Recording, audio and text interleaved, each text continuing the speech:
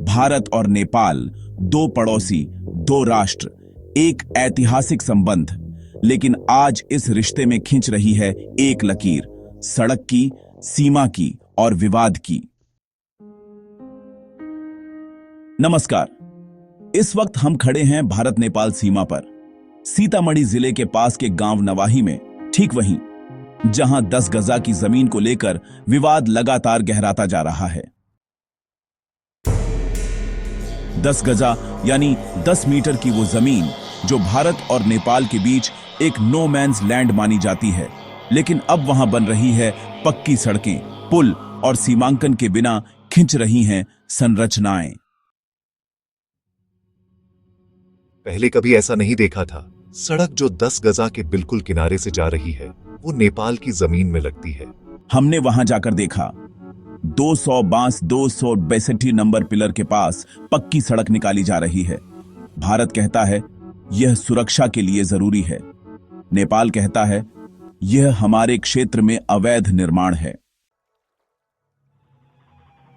नेपाल सरकार का दावा है कि भारत ने सैकड़ों हेक्टेयर भूमि पर कब्जा किया है, वहीं भारत इसे सीमा प्रबंधन का हिस्सा बताता है। इस जगह रिपोर्टिंग कर रहे पत्रकारों को स्थानीय बल रोकने की कोशिश करते हैं। सवाल यह है कि जब रिपोर्टिंग नेपाल की जमीन पर हो रही है तो रोकने का अधिकार किसका?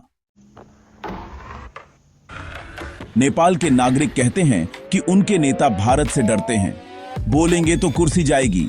भारत के खिलाफ आवाज उठाने पर सरकारें पलट जाती हैं, ऐसा डर आम नेपाली को है।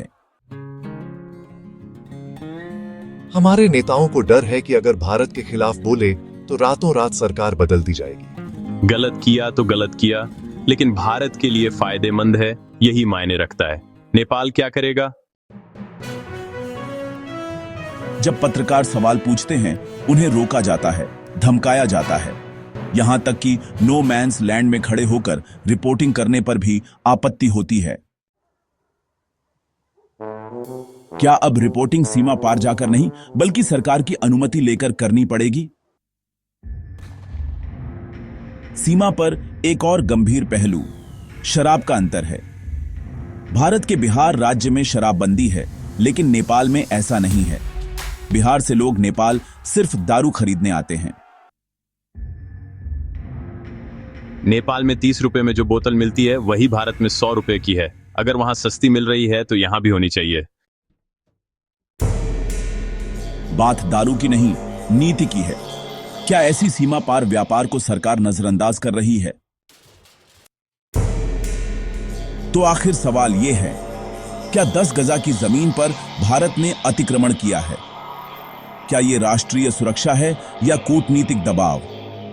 क्या नेपाल के नेता सच में डरते हैं? और क्या पत्रकारिता अब सीमा पार अपराध मानी जाएगी? सीमा पर सिर्फ बाढ़ नहीं लगती, भरोसे की दीवारें भी खड़ी होती हैं या गिरती हैं।